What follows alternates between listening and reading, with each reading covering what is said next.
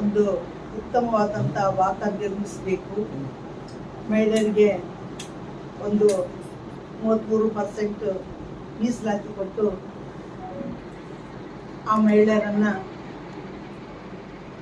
ಬೆಳಕಿಗೆ ತರಬೇಕಂತಕ್ಕಂಥ ಒಂದು ಅದಮ್ಯ ಆಸೆಯೊಂದಿಗೆ ಭಾರತದ ಸಮರ್ಥ ನಾಯಕರಾಗಿರ್ತಕ್ಕಂಥ ನರೇಂದ್ರ ಮೋದಿಜಿಯವರ ಒಂದು ಮಹಿಳೆಯರಿಗೆ ರಾಜಕೀಯ ಪ್ರಾತಿನಿಧ್ಯ ಕೊಡಬೇಕು, ಅವರಿಗೆ ಒಂದು ಉತ್ತಮವಾದಂಥ ಒಂದು ಭವಿಷ್ಯ ನಿರ್ಧಾರ ಮಾಡಬೇಕನ್ನೋ ಒಂದು ಉದ್ದೇಶಕ್ಕೋಸ್ಕರ ನಾರಿ ಶಕ್ತಿ ವಂದನ ಅಂತಕ್ಕಂಥ ಒಂದು ಬಿಲ್ಲನ್ನು ಪಾಸ್ ಮಾಡೋ ಲಾಸ್ಟ್ ಟೈಮು ಮೊದಲೇ ಪಾಸ್ ಆಗಿತ್ತು. ಅದನ್ನು ಮತ್ತೊಮ್ಮೆ ನಾವು ಈ ಸದನದಲ್ಲಿ ಡಿಲಿಮಿಟೇಷನ್ನು ಮತ್ತು ಮಹಿಳಾ ಮೀಸಲಾತಿಯೊಂದಿಗೆ ಅವರು ದೊಡ್ಡ ಅದಮ್ಯ ಆಸೆಯೊಂದಿಗೆ ಅವರು ಎಲ್ಲ ವಿಪಕ್ಷಗಳ ಒಂದು ಸಹಕಾರವು ಕೇಳಿದ್ರು. ಆದರೆ ಇವತ್ತಿನ ದಿನ ಆ ಒಂದು ಆಶಯಕ್ಕೆ ವಿರೋಧವಾಗಿದೆ. ನಾರಿ ಶಕ್ತಿ ವಂದನಾ ಕಾಯ್ದೆಗೆ ಇವತ್ತು ಸೋಲು ಉಂಟಾಗಿರ್ತಕ್ಕಂಥದ್ದು ನಿಜವಾಗ್ಲೂ ಭಾರತದ ಒಂದು ಸೋಲು ಅಂತಕ್ಕಂಥದ್ದು ಹೇಳ್ಬೋದು. ಆ ವಿರೋಧಿ ಮಹಿಳೆಗೆ ವಿರೋಧ ಮಾಡಿದಂಥ ವ್ಯಕ್ತಿಗಳಿಗೆ ಅವರು ಇವತ್ತು ಭಾರತವನ್ನ ಒಂದು ರೀತಿ ಹಿನ್ನಡೆಗೆ ತೆಗೆದುಕೊಂಡು ಹೋದಂಥ ಒಂದು ಕೆಲಸ ಇವತ್ತು ವಿರೋಧ ಪಕ್ಷ ಮಾಡಿದಿರೋದು ತಪ್ಪಾಗ್ಲಿಕ್ಕಿಲ್ಲ. ನಾರಿ ಶಕ್ತಿ ವಂದನಾ ಕಾಯ್ದೆ ಸೋಲು ಉಂಟಾಗಿದ್ರೆ ಭಾರತದ ಪ್ರಜಾಪ್ರಭುತ್ವದ ಒಂದು ಕರಾಳ ದಿನವಾಗಿದೆ ಅಂತ ನಾನು ಹೇಳಕ್ಕೆ ಇಷ್ಟಪಡ್ತೇನೆ. ಸದ್ಯ ದೇಶದ ರಾಜಕೀಯದ ಭೂಪಟದಲ್ಲಿ ಅಸ್ತಿತ್ವವಾಗಿ ತಿರುಗಾಡ್ತಾ ಇದೆ ಇವತ್ತು ಕಾಂಗ್ರೆಸ್.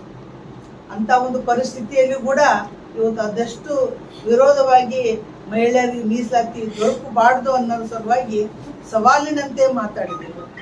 ಮಹಿಳಾ ಪ್ರಾತಿನಿಧ್ಯ ಸಿಕ್ಕಿತ್ತು ಅಂದ್ರೆ ಇವತ್ತು ನಿಜವಾಗ್ಲೂ ಒಂದು ಸುವರ್ಣಾಕ್ಷರದಲ್ಲಿ ಬರೆದಿಡಬೇಕಾದಂಥ ದಿನ ಇತ್ತು. ಇವತ್ತು ಮಹಿಳೆಯರು ಅದೆಷ್ಟು ಆಸೆಯಿಂದ ಮೋದಿಜಿ ಅವರು ಕೊಡ್ತಕ್ಕಂಥ ಒಂದು ಅವಕಾಶಗಳು ಇದೆ, ಕೊಡ್ತಾರ ಅನ್ನೋ ಒಂದು ಅದಮ್ಯ ಆಸೆಯಿಂದ. ಯಾಕೆ ಈ ಮಾತು ಹೇಳ್ತಿದ್ದೇನೆಂದ್ರೆ 3 ಸರ್ತಿ ಇದು ಬಿಲ್ ಅದಕ್ಕೆ ಬೀಳ್ತಕ್ಕಂಥ ಕೆಲಸ ಇವತ್ತು ಆಗ್ತಾ ಇದೆ. ಮಹಿಳೆಯರೆಲ್ಲರೂ ಒಂದಲ್ಲ ಒಂದು ರೀತಿಯಿಂದ ಗ್ರಾಮ ಪಂಚಾಯತಿಯಿಂದ ಹಿಡಿದು ಲೋಕಸಭಾ, ರಾಜ್ಯಸಭಾ ಮತ್ತು ವಿಧಾನಸಭಾಕ್ಕೋಸ್ಕರ ಇವತ್ತು ಸಾಕಷ್ಟು ಮಹಿಳೆಯರಿಗೆ ಒಂದೊಂದು ಕ್ಷೇತ್ರ ವಿಂಗಡಣೆ ಮಾಡಿಬಿಟ್ರೆ ಆ ಕ್ಷೇತ್ರದಲ್ಲಿ ಮಹಿಳೆಯರಿಗೆ ಎಷ್ಟೆಷ್ಟು ಸ್ಥಾನ ಬರ್ತಾವ ಅನ್ನೋದು ಕೂಡ ಒಂದು ಮಾಹಿತಿಯೊಂದಿಗೆ ಹೇಳಿದ್ರು. ಅವ್ರು ಹೇಳಿದ್ರು ನಿಮ್ಮ ಕ್ಷೇತ್ರದಲ್ಲಿ 50ಕ್ಕೂ ಜಾಸ್ತಿ ಪ್ರಾತಿನಿಧ್ಯ ಸಿಗ್ತದಂತೆ. ತಮಿಳುನಾಡವ್ರಿಗೆ ಹೇಳಿದ್ರು.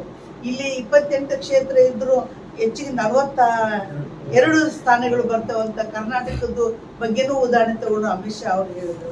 ಇವತ್ತು 3 ಮಸೂದೆಗಳ ಉದ್ದೇಶ ಮಹಿಳಾ ಸಬಲೀಕರಣನೇ ಆಗಿತ್ತು.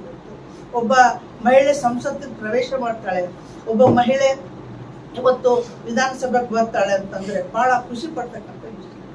ಅವ್ರ ಹಿಂದೆ ಎಷ್ಟೊಂದು ಮಹಿಳೆಯರನ್ನ ಒಮ್ಮೆಂದೊಮ್ಮೆ ರಾಜಕೀಯ ಪ್ರವೇಶಕ್ಕೆ ಒತ್ತು ಕೊಟ್ಟಿಲ್ಲ. ಮಹಿಳಾ ಸಬಲೀಕರಣಕ್ಕೋಸ್ಕರ ಬೇಟಿ ಪಡಾವ್ ಬೇಟಿ ಬಚಾವ್. ಒಬ್ಬ ಹುಡುಗಿ ಹೈಸ್ಕೂಲಿಂದಾನೇ ಅವಳ ಮೇಲೆ ಬರಲಿ, ಒಂದು ಮುದ್ರಾ ಬ್ಯಾಗ್ ಅಂತಕ್ಕಂಥದ್ದು, ದ್ರೋಣ್ ದೀದಿ ಮತ್ತು ಕೃಷಿ ದೀದಿ, ಲಖಪತಿ ದೀದಿ ಅಂತ ಹಂತವಾಗಿ ಮಹಿಳೆಯರನ್ನ ಒಂದು ಔದ್ಯೋಗಿಕರಣಕ್ಕೆ ತಗೊಂಬರೋಂಥ ಪ್ರಯತ್ನ ಮೊದಲು ಮಾಡಿದ್ರು. ಅದಾದ ನಂತರ ರಾಜಕೀಯ ಪ್ರವೇಶಕ್ಕೆ ಒಂದು ಉತ್ತಮವಾದಂಥ ಸಮಯ ಅವ್ರು ಕಟ್ಟಿಕೊಟ್ಟಿರ್ತಕ್ಕಂಥದ್ದು ಯಾರಾದರೂ ದೇಶದೊಬ್ಬ ವ್ಯಕ್ತಿ ಇದ್ದಂತಂದ್ರೆ ಅದು ನರೇಂದ್ರ ಮೋದಿಜಿ ಅಂತ ನಾನು ಹೇಳಕ್ ಇಷ್ಟಪಡ್ತೀನಿ. ಯಾಕೆ ಕೊಡ್ತಾರಂದ್ರೆ, ನಾನು ಕಳೆದ ಬಳ್ಳಾರಿಯಲ್ಲಿ ಒಂದು ಪ್ರೆಸ್ ಮೀಟ್ ಮಾಡಬೇಕಾದಾಗ ಒಬ್ರು ಕೇಳಿದ್ರು ಪತ್ರಿಕಾ ಇದ್ರವರು, ನೀವು ಭಾಳ ಅವಸರ ಮಾಡಿದ್ರಿ. ಯಾಕಂತಂದ್ರೆ ನಾಳೆ ಮುಂಬರ್ತಕ್ಕಂಥ 2029ನೇ ಚುನಾವಣೆಗೆ ಈಗ ಬಿಲ್ ಪಾಸ್ ಐತೆ ಅಂದ್ರೆ ನಮ್ಮ ಜೊತೆಗೆ ಮಹಿಳೆಯರು ಬರ್ತಾರೆ ಅನ್ನೋ ಒಂದು ಅದಮ್ಯ ಆಸೆ. ಇವತ್ತು ಯಾವುದು ಮಹಿಳೆಯರ ಪರವಾಗಿ ನಾವು ಒಂದು ಉತ್ತಮವಾದಂಥ ವಾತಾವರಣ ಕ್ರಿಯೇಟ್ ಮಾಡಿಕೊಡೋಣ, ನಿಮ್ಮ ಸ್ಥಾನಗಳು ಯಾವೂ ಹೋಗೋದಿಲ್ಲ, ಹೆಚ್ಚಿಗೆ ಆಗ್ತಾವಂತ ವಿಧದಲ್ಲಿ ಹೇಳಿದ್ರು. ಈ ಕ್ರೆಡಿಟ್ ನಿಮಗೆ ಸೇರಲಿ, ಆ ಹೆಸರು ನಮಗೆ ಬೇಡ. ಎಲ್ಲ ಮೂಲಗಳಿಂದ ನೋಡಿದ್ರೆ ನಿನ್ನೆ ಅವ್ರು ರಿಕ್ವೆಸ್ಟ್ ಮಾಡ್ಕೊಳ್ಳತಕ್ಕಂಥದ್ದು ನೋಡಿದ್ರೆ ಮಹಿಳೆಯರಿಗೆ ಒಂದು ಉತ್ತಮವಾದಂಥ ಅವಕಾಶ ಕೊಟ್ಟಿದೆ.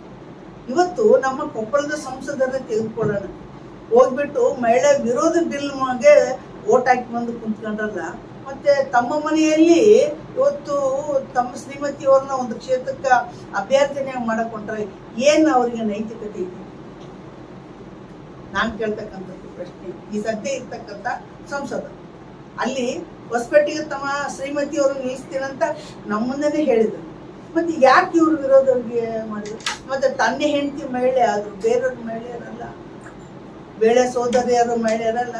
ಇವತ್ತು ಭಾರತದಾದ್ಯಂತ ಮಹಿಳೆಯರು ಇವತ್ತು ಎಷ್ಟೊಂದು ನಿರಾಶೆಯಾಗಿದ್ದಾರೆ ಅಂದ್ರೆ, ಇದು ನಾವು ನಿರಾಶೆ ಆಗಿಲ್ಲ, ಇದು ಕಾಂಗ್ರೆಸ್ಸಿನ ಕರಾಳ ಮುಖ ಅಂತಕ್ಕಂಥದ್ದು ಜಗತ್ತಿಗೆ ಗೊತ್ತಾಗಿದೆ. ಅವರು ಡಿಲಿಮಿಟೇಷನ್ ಅಂದೇ ಮುಂದಿಟ್ಕೊಂಡು ಏನೇನೋ ತಮಗೆ ತಿಳಿದಂಥ ದಾರಿಯಲ್ಲಿ ಮಾತಾಡಿ ಇವತ್ತು ಬಿಲ್ಲಿಗೆ ಹಿನ್ನಡೆ ಮಾಡಿದ್ರಲ್ಲ, ಅವ್ರನ್ನ ಮೂರ್ಖತನ ಪರಮಾವಧಿ ಅಂತ ಹೇಳಕ್ಕೆ.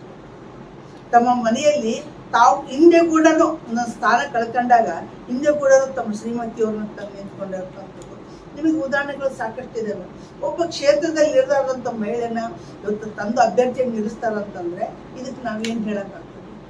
ಅಲ್ಲಿ ಬಿಲ್ಲಿನ ವಿರುದ್ಧ ವೋಟ್ ಮಾಡಿ ಇಲ್ಲಿ ಬಂದು ಒಂದು ಕ್ಷೇತ್ರಕ್ಕೆ ಅಭ್ಯರ್ಥಿ ಮಾಡ್ತಾರಂದ್ರೆ ಇದೆಷ್ಟು ಕಾಕತಾಳೀಯವಾಗಿದೆ. ಇವ್ರಿಗೆ ನೈತಿಕತೆ ಇದೆ ಅಂತ ನಾನು ಈ ಸಂದರ್ಭದಲ್ಲಿ ಕೇಳಕ್ ಇಷ್ಟಪಡ್ತೀನಿ. ನಿರಂತರ ಸುದ್ದಿ ಹಾಗೂ ಮಾಹಿತಿಗಾಗಿ ನಮ್ಮ ಚಾನೆಲ್ ಲೈಕ್ ಮಾಡಿ ಮತ್ತು ಸಬ್ಸ್ಕ್ರೈಬ್ ಮಾಡಿ.